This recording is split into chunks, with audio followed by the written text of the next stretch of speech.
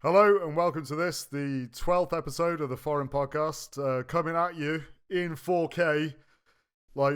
So we're really pleased to be here. We've had a multitude of technical difficulties this evening. Technical and mental difficulties. Yeah.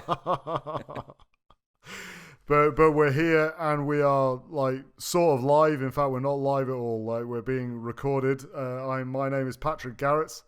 I'm recording this in Montpellier in France. This is the place where we talk about all forms of foreignness and countries and not living in the countries in which we were born and stuff like that. And joining me from Denmark is... Yeah, my name is Mike Bowden. I'm living in Odense, as the Danes would say, or the people on Funen would say, which is the island that Odense is on. Anyway, Odense, Denmark. And... we are. We talk about all kinds of stuff, national identity and what it means to be a human in this world. That's the topic of our podcast. It's pretty deep, Mike. It just gets deeper and higher resolution every week. Yeah, that's it. Yeah, the 4K, you can really zoom in on the bags under my eyes. Fantastic.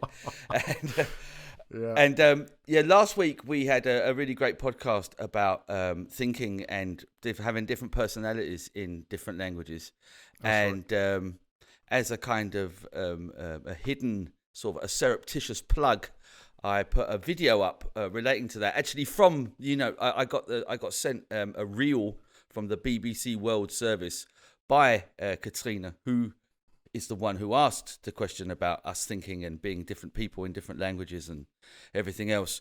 And I think you should check it out. And I know what you're thinking. Where do I check this out? Well, you go on to our Facebook page. Yes.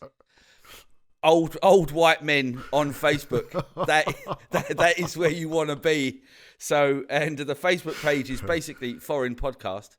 And all of our video content from now on will be both on there and on Instagram.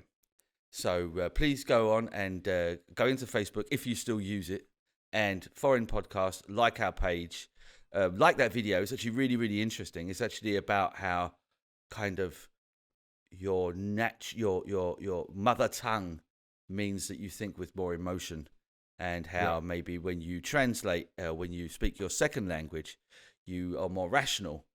And then it raises the question at the end, or the idea that if we think about it, loads of political decisions are made in the UN and the European, and in Europe by people thinking and behaving and talking in maybe something that isn't their first language, which is really quite cool. So go in and check that out.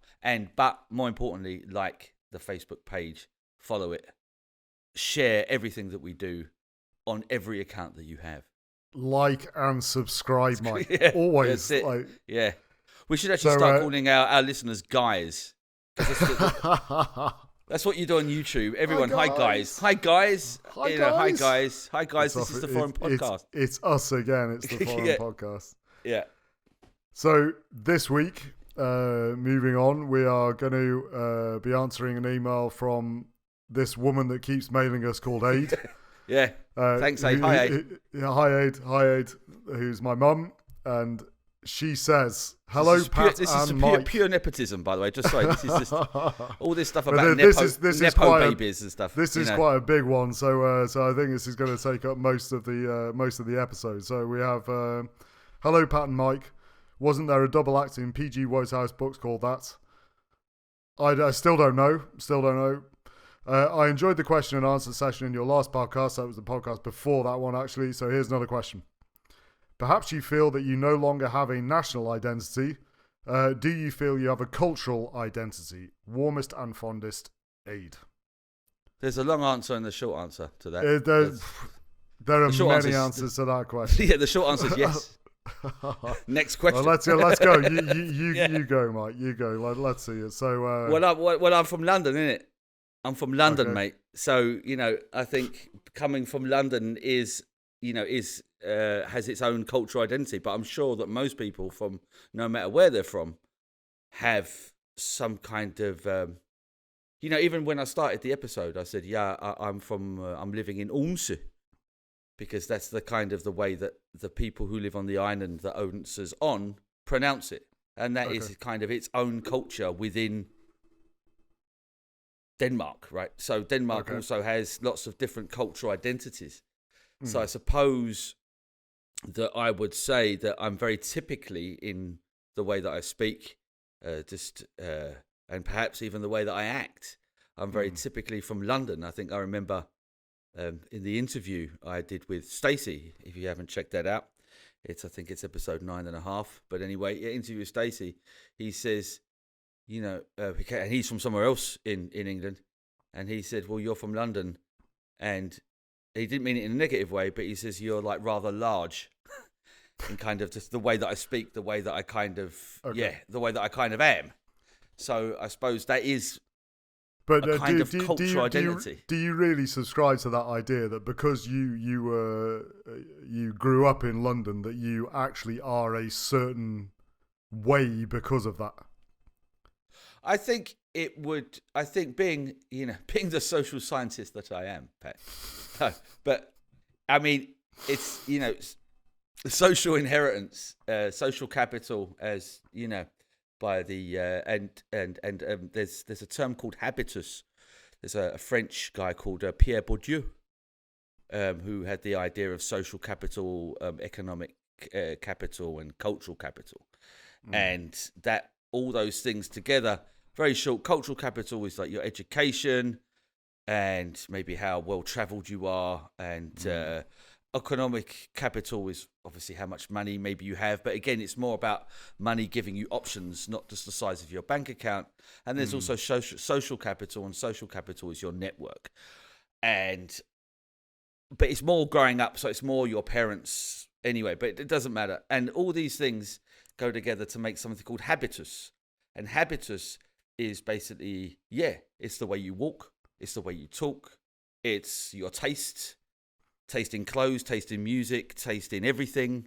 It's basically just the way that you meet the world, and it's based on these sort of social capital, cultural capital. So I think for me, and I'm 100% Pierre Bourdieu guy. So I think that I've kind of grown up in this environment, and where there are similarities. So you were formed by it basically in some way. Yeah, and I was formed by it. So just my vernacular is from London, and that is a certain cultural identity, I think. Okay. I mean, is it not? I can sort of hear in the way you asked the question. Do you seriously believe? It was almost like you must be mental. Like I don't. As with all these questions, this is why I fucking hate social science, Mike, because like it's all based on on. There's always a yes and a no, and I think that you can absolutely be formed by the things that surround you. I don't doubt that for 1 second. No man is an island. I absolutely believe that, exactly. But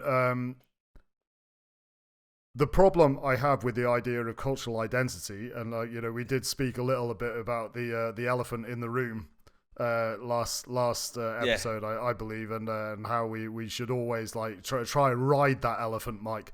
Do you know what I mean? Towards the screaming hordes. Is that not everybody is exposed to the same culture, no matter where they are or where they grew up. So, for example, if we take the idea of a British cultural identity, for example, and we both grew up in the 90s, right? Well, where do we're kind of we were like Britpop and Steps and Margaret Thatcher and blah blah blah. Yeah, not so much the Steps part, but yeah, and Blair. Thatcher, Major Blair, yeah. The simple truth is that no matter how obvious that sort of collection of cultural happenings and cultural objects that were sort of present in Britain at that time. Yeah, it could be literally dangerous to assume that that everybody in Britain was exposed to that, because that simply isn't the case. You know what I mean? Because we talked about bottom last week. Or, last episode, and we were both exposed to that, but we are both sort of effectively working class white people that kind of grew up in the same, grew up watching TV at the same time, and we were exposed to that. If we had been middle class or upper class, white people, or from a different ethnicity or etc., we may well have not been exposed to that in any way. So this idea, the problem I have with it is the confusion with national identity. Well, that's what we're trying to ascertain, right? Cultural identity and national identity. That is the question, right? That you maybe don't see yourself as part of a holistic Britain. That's the fucking elephant, Mike. Well, for me, the elephant, I'm now going to be a bit provocative, Pat. I've been waiting since Christmas say this to you. I've been waiting since Christmas. because this podcast is just about you fucking finding questions to put me on the spot over. When we're live on mic, Mike. Let's go. But it really is, I think, relevant, right? I think it's relevant. Okay, let's go. It isn't putting you on the spot, but it kind of is. But we spoke about what you do at Christmas, yeah? Do you remember that? Okay. And you said... Yeah, I do remember that. And it's completely fair enough.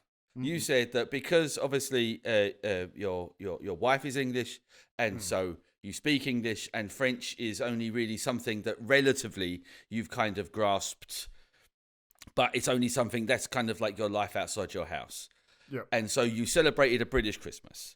And then I asked you, what about people in your area or people around you? How do they celebrate Christmas? And you said that you didn't know, right? Yeah, that is true, yeah. And this is all true, right? And in my head at that time, I just thought that is so typically fucking English. We do it as we've always done. How do the people in the how do the natives do it? No idea. I haven't even checked. And to me, that isn't anything about you personally, but a lot of people, and I think a lot of people maybe from Europe or other people would say that is so typically English. That's such an English attitude. We do what we've always done. So in a way, that could be a cultural identity. Maybe that doesn't mean you're British in that way, but that might be something to do with just the mindset. We do what we've always done. What do the people who live halfway down the road? Well, I don't know. Because I don't go out, I don't bother, because I just do what I do. I mean, and that might be an English thing, right? It was probably a bit of a mistake of me to say that, I do the British Christmas, because, when we're talking about, a British Christmas, what are we talking about? Do you know what I mean? We're talking about 25th, Christmas lunch, watching TV the rest of the day. I guess opening your presents in the morning. That's all I meant by it. That's all I meant by it. I didn't mean anything else. No, that's completely fine. And I guess that is very typical to Britain, but because how's that formed me culturally? That's a different thing. That's just that again, we saw go back to this sort of the idea of what is culture? Is it like a set of products that are out in the world, in society? Is it a set of practices that people perform in a sort of ritualistic type way? Maybe it's a sort of collection of all those things, or just a mindset. I don't like that. I don't like it. I've got to be honest. I don't like the idea that I've got a British mindset. What does that mean? I mean, again, but I think, but yeah, okay. I think we need to kind of we actually agree, right? I'm not now talking about having what I understood by the question. Let's put it that way: having a cultural identity, and that's why I started with saying that I have a London identity because of the area. And I think that, again, if you just look, social sciences helps us out again, Pat. I mean, if you no, but seriously, if you look at if you look at the Brexit vote, Okay. Like London wanted to remain, Yeah. and that's about it, right? And yeah, there are obviously lots of factors around that immigration was a huge kind of a factor for people wanting to leave, and there's so much multiculturalism in London, so the people who basically had the most kind of other immigrants or foreigners around them voted to stay, and the people who had the fewest around them voted to leave. But I think growing up in an environment where you are meeting different cultures, exposed to different cultures, that has to affect your mindset compared to other areas in the UK. So I do agree with you. As you said, you're exposed to different things.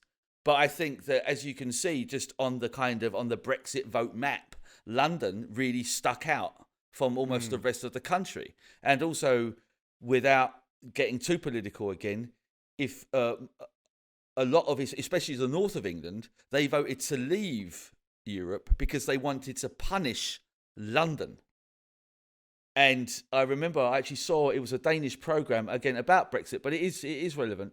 And there was a guy I agree with. I think it was also it was Nick Clegg, who was the leader of the Liberal Democrats, who had a coalition government with the David Cameron's Conservative Party. Anyway, he said that everyone made the mistake of thinking, well, everyone in London thinks this. Everyone, all the chatter I hear around me thinks this. So we don't have to worry, because that means the whole country thinks this. But it doesn't. It was a London thing. So that's what I mean when I said mindset. Do you see what I mean? So the whole idea that London thinks of itself as the center of the universe. And, it is everyone. And I think that, there is a kind of what Stacey was going on about me being large. He could also maybe being full of myself, that kind of sort of a little bit of arrogance. And that maybe comes from me coming from London. But that's surely just stereotyping. This is the problem. But all stereotypes are derived from truth, though. No, that's not the case. All stereotypes are derived from some kind of truth. That's a dangerous line of thought. I know it is. I know it is. But it was just a comeback. I don't mean that, everyone. This is the problem this is the problem I have with social science, because at best, social science gives valuable insight into the way society works. Yeah, behavior. At worst, it basically reposes on the worst type of stereotyping. And basically a good social scientist, I would say good in inverted commas, because none of them are good, Mike, basically will tell you immediately that the idea of the public as this sort of unit is obviously erroneous. Of course it is, yeah. I mean, but there are tendencies, right? There are tendencies. And you look at the tendencies, That's of course. I tell my students that this doesn't mean that you are this or you are that. As long as it's important to note something as a tendance, rather than sort of saying this is how a massive amount of people behaves as a sort of herd, as a unit. Yeah. Because that simply isn't true, and it's completely manipulable as well. So it is basically sort of getting tied up with this is the problem I have with this topic, is that it's extremely easy to fall into the trap of confusing cultural and national identity. Because if we're saying that London has a mindset, then you can easily say that Britain Manchester has a mindset. Manchester has a mindset. Newcastle has a mindset. Well, yeah, or that Europe has a mindset, for example. Why stop there? Do you know what I mean? It's a dangerous line of thought. It's important to nuance it. I do, there is a value obviously in social science, but it is really, really important, in my opinion, to make sure that what you're talking about is a trend, amongst millions of individual people who can be influenced to behave in a certain way. And looking at things basing the idea of cultural identity off a vote, for example, you're skating on thin ice there. You basically Well, I was at that doing point on you on kind the of like background for the vote. I was doing it on the background why okay. people voted, not on the result itself. Their reasons for voting, and again, the idea of being exposed to a multicultural society, and with immigration being proved as the main sort of thing that that and wanting to punish London as the two main reasons why people voted to leave. Then I think you start to get a more of a general picture of why people, and there's also identity politics. There was loads of stuff, but I'm not saying 2 + 2 is 4. All I'm trying to say is in a way it's like voting for a political party. It's very, if you do vote, it's very unlikely that you agree with absolutely every single point on their party political program. But especially in Denmark, where there's about 8 parties, right? Then you choose the one that you agree the most with, not because you're never going to be able to agree with all of it. So I think if we are going to talk about cultural identity, I do agree with you. But I would say that, I can kind of see that the stereotypes around maybe being a Londoner, I don't maybe 100% fit the description. No, I don't. But I would say that I can see lots of those things in me more so than I can maybe with the stereotypes of coming from Scotland or coming from Newcastle or coming from Wales or something else. That's all I'm really trying to say. That there are certain characteristics, and I can see some of those that people generally talk about, and I can see some of those characteristics in me. That's my point, really. Okay. Yeah, and I can see them in you. I mean, to answer the question, like directly, no, I don't feel as though I have a cultural identity, and I will qualify that, because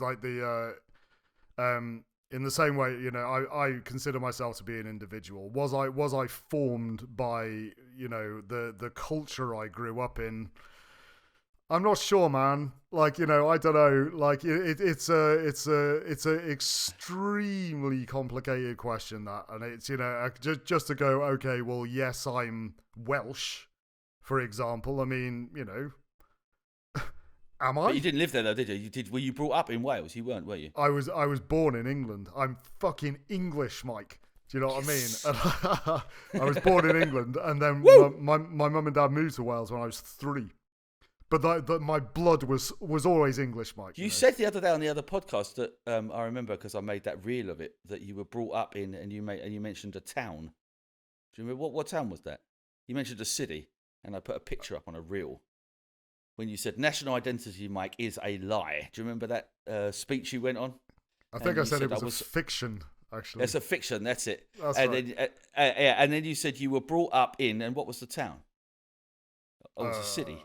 I thought it was Nottingham. I grew up in so I was born in Nottingham, and then mum and dad moved to a village called Gresford. Yeah, it definitely wasn't Gresford you mentioned, which was near Wrexham and Chester. Chester's in England, Wrexham's in Wales. So where I grew up, right on the border. But it was effectively it was like an English speaking part of North Wales. So I don't know. I think the sort of people that surrounding me. It's just when I say, it was when I said I sort of, we celebrate a British Christmas. What I'm really talking about is we celebrate the Christmas that I remember as a kid, which is what everybody on the street celebrated, which was just fucking Quality Street and bloody. I don't know. Is that, I don't know. It has that form me as an individual. I don't know. I don't feel as though that's just part of my identity.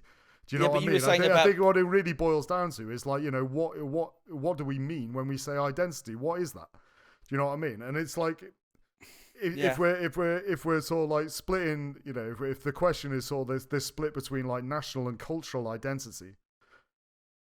I think other people, to be honest, really do impose this sort of stereotypical British identity on me far more than I feel that I belong to it, if you like.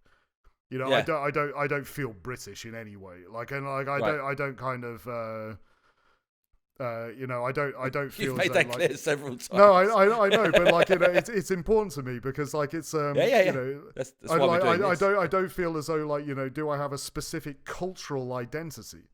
Like I don't know. Like, you know, again, I mean think, the answer is no. I don't think I do. Like, to be honest. But you asked the question at the start about what it was, and you said, "Is it like just a set of kind of rituals or habits?" Yeah. And, you know, a lot of, again, it's a stereotype, Pat, but a lot of foreigners, oh, you're British, therefore you drink tea. Yeah, well, exactly, Yeah, and you do drink tea, right? I do drink tea. So that but one stereotype, like, that harmless stereotype, you fit that, right? You fit that in. You fit to that do, but one stereotype. Does that form a part of my identity?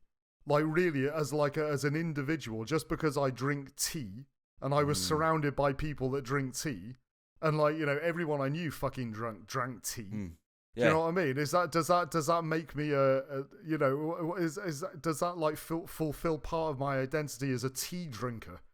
Do you know what I mean? It's just like, well, what I'm saying is like, okay, fine, yes, I drink tea, and you know, there were like loads of people around me when I grew up that drank tea. Yeah. Like, I literally buy fucking PG Tips tea. Yes. Yes. Off so do Amazon. I, Pat. I've got it, but I drink coffee. I drink mostly coffee. It's actually my kids that drink the tea. They put about five sugars in it. Yeah, and, of course. Well, like true fucking Londoners, it's their London genes. Proper. That's it. And you have to have the bag of sugar on the table with the spoon in it, rather than having a sugar, rather than a sugar bowl. But like what I'm saying is that, okay, maybe that thing is true, and maybe that's kind of like a natural habit, like something that sort of like happens in Britain as a sort of like cultural thing, I suppose. You know, what I'm asking is like whether or not that actually fucking matters. Just because like we have like these cultural touchstones, like, you know, we were exposed to like the same TV shows, for example. You know. Yeah. So what? But don't you think that's really, kind of